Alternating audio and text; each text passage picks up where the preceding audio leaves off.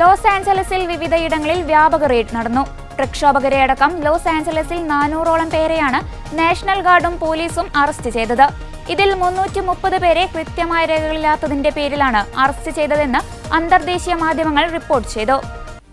Police ഉദ്യോഗസ്ഥനെ കൊലപ്പെടുത്തുവാൻ ശ്രമിക്കുകയും കൃത്യനിർവഹണം തടസ്സപ്പെടുത്തുകയും ചെയ്തതടക്കമുള്ള കുറ്റം ചൂണ്ടിക്കാട്ടി 157ഓളം പേരെ അറസ്റ്റ് ചെയ്തു. കൂടാതെ പോലീസ് ഉദ്യോഗസ്ഥർക്ക് നേരെ പെട്രോൾ ബോംബ് എറിഞ്ഞതിലും 2 യുവാക്കൾക്കെതിരെ കേസെടുത്തിട്ടുണ്ട്. പ്രക്ഷോഭത്തിനെതിരെയുള്ള നടപടികൾക്കിടെ മാധ്യമപ്രവർത്തകർ ഉൾപ്പെടെയുള്ളവർക്ക് പരിക്കേറ്റു. റെയ്ഡിന് ഇമിഗ്രേഷൻ ആൻഡ് കസ്റ്റംസിനെ അനുഗമിക്കുന്നതിനായി ട്രംപ് ഭരണകൂടം കൂടുതൽ നാഷണൽ ഗാർഡുകളെ വിന്യസിച്ചു.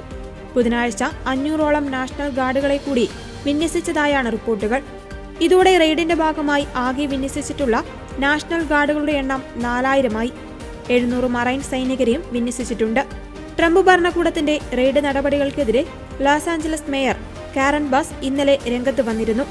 റെയ്ഡ് പ്രകോപനപരമായിരുന്നെന്നാണ് കാരൻ ബാസ് പറഞ്ഞത്.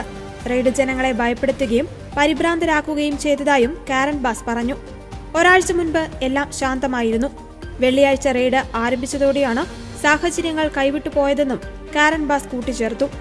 പ്രക്ഷോഭത്തിന്റെ പശ്ചാത്തലത്തിൽ നടത്തിയ പ്രത്യേക വാർത്താ സമ്മേളനത്തിലായിരുന്നു കാരൻ ബാസിന്റെ പ്രതികരണം.